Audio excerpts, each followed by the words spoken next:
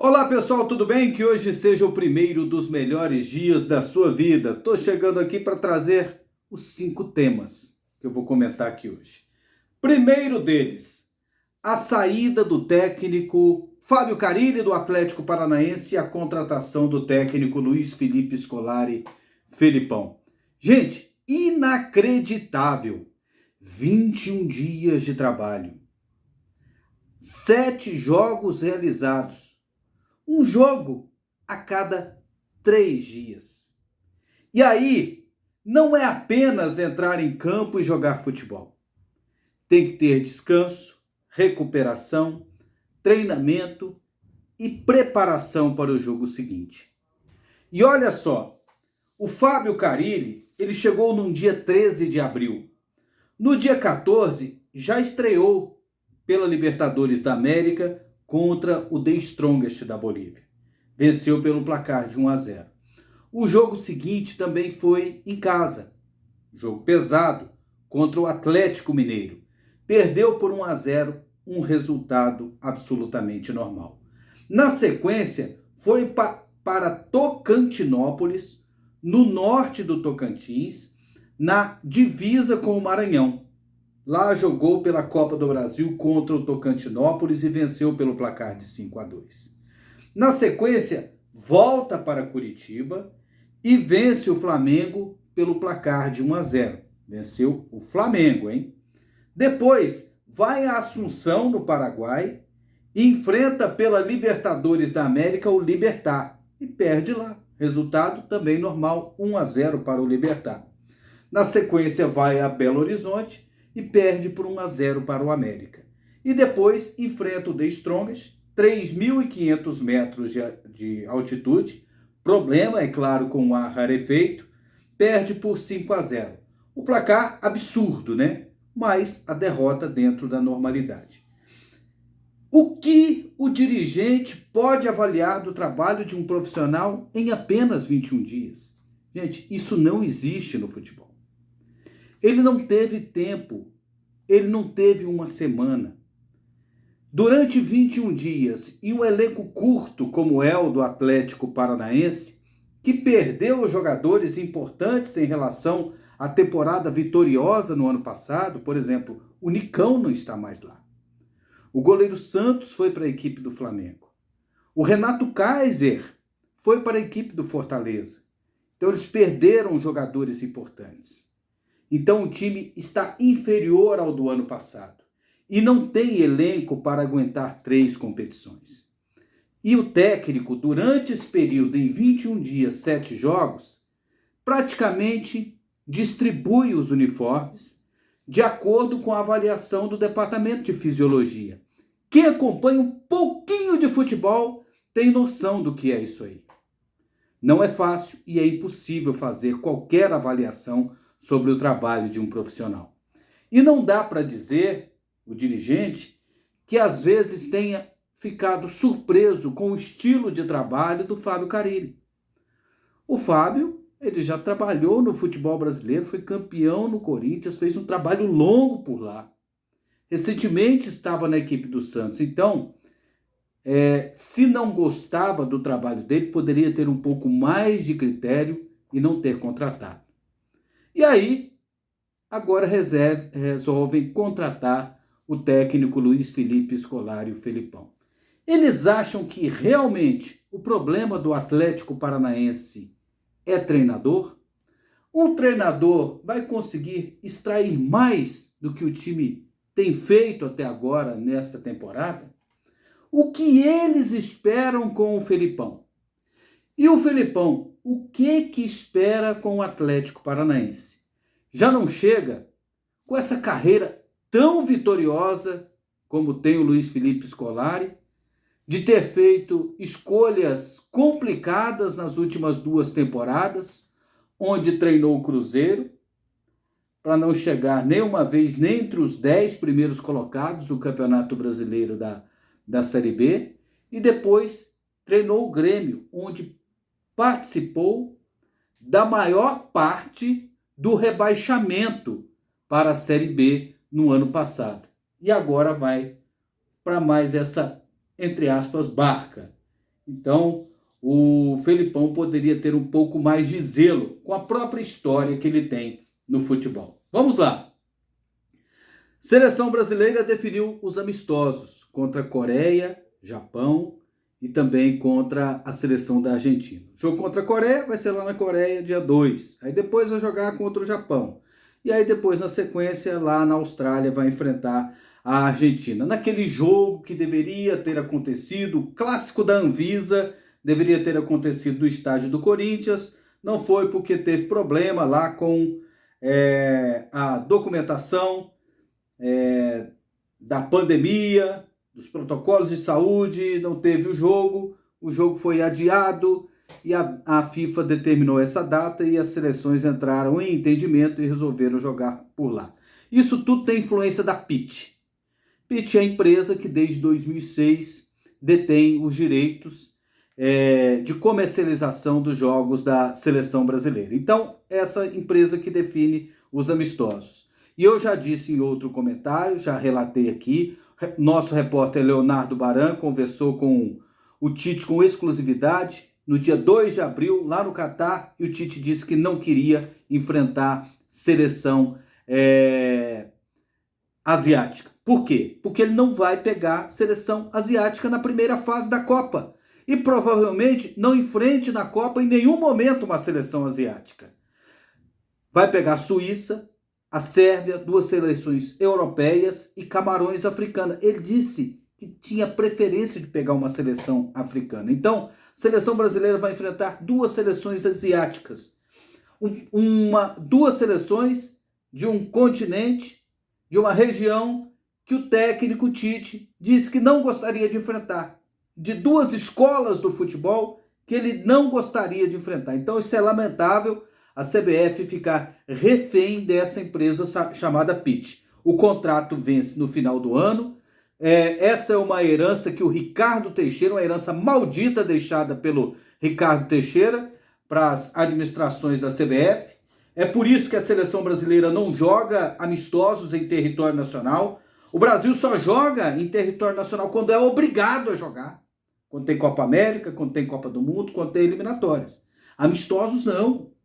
Então, eles querem jogar mundo afora, vender esses amistosos e repassar o que eles combinaram lá para a CBF. É um contrato lucrativo para as duas partes, mas, tecnicamente falando, é ruim. Os amistosos da seleção brasileira, eles têm que obedecer critérios técnicos de preparação da seleção brasileira, porque assim ela é valorizada. Se tiver que pagar para alguma outra seleção jogar contra a seleção brasileira, que pague e que jogue em território nacional, que tenha um equilíbrio, e esse é até um dos motivos do afastamento do torcedor da seleção brasileira com a seleção canarinha.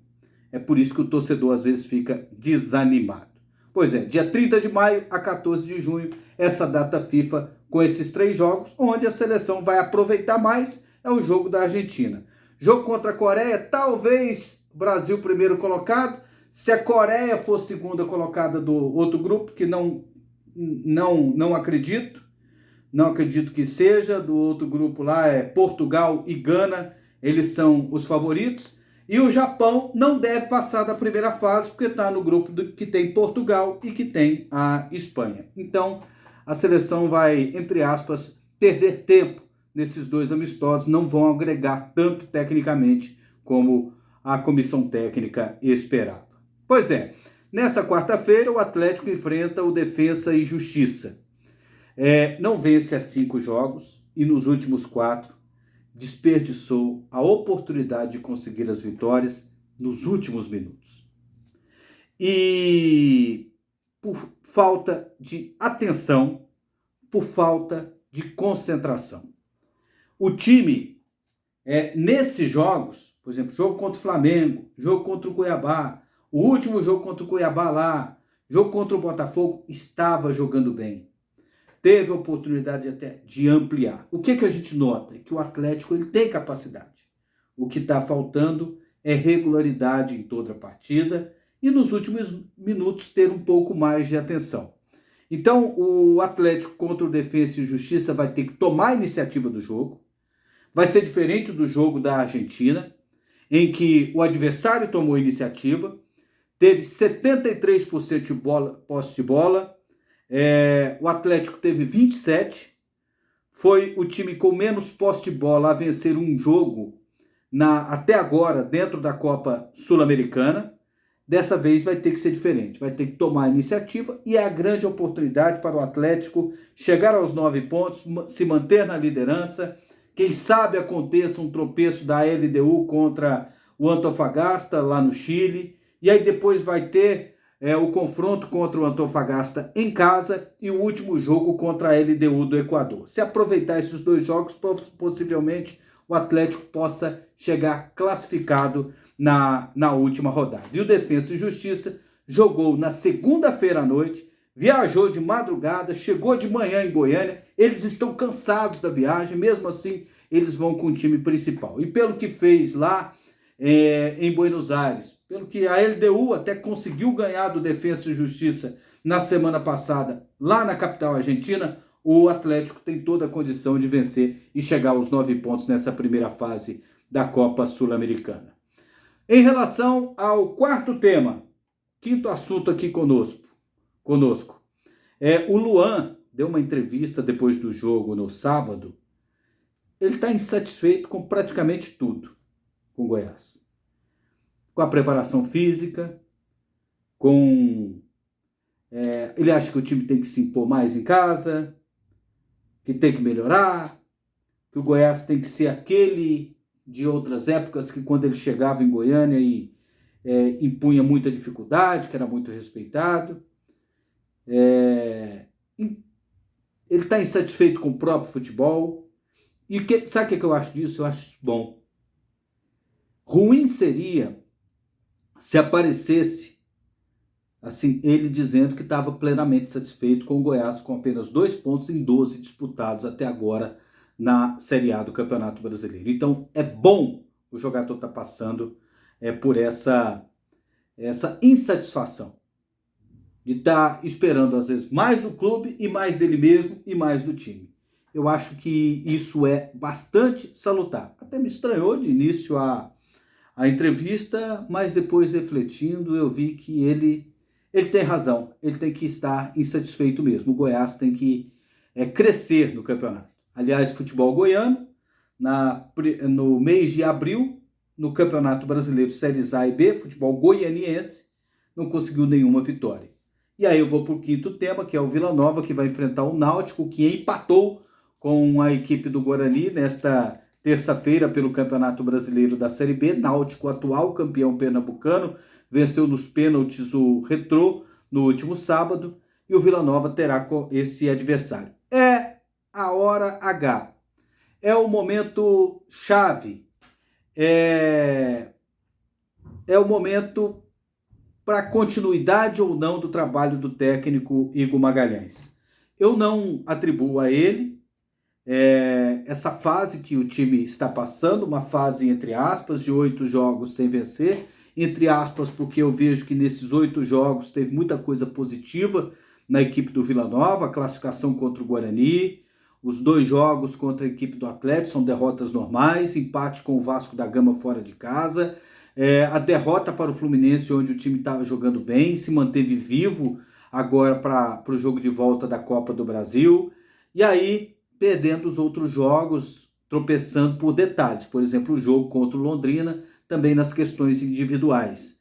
Então, eu acredito que as coisas no time de futebol, elas têm que ser divididas, as responsabilidades. Não é só apontar para o técnico. O futebol é um esporte coletivo. E quando acontece um erro, a culpa não é só do técnico. É uma visão muito simplista da situação. E a gente já viu a capacidade do time e do Igor nesses últimos tempos. É lógico que ninguém vai ficar eternamente no comando de nenhum time. Uma hora o ciclo acaba. Uma hora o argumento já não convence mais. Mas eu vejo que ainda há espaço para melhorar. O Donato tem que parar de errar. Jogadores lá na frente têm que acertar mais. O Mateuzinho tem que jogar mais em Campeonato Brasileiro, repetir as atuações que ele faz em campeonatos estaduais. O Wagner talvez tenha que ser tirado do time. O Renato, o zagueiro, tem que jogar mais. Então, o time tem que parar de ter erros bobos e aproveitar os momentos em que está melhor na partida. Porque, por exemplo, contra o Tombense teve a oportunidade de matar o jogo, acabou entregando no final. Contra o Londrina teve a oportunidade de matar o jogo. Contra o Novo Horizontino teve uma bola na trave do Jean Silva no final. Então é no detalhe.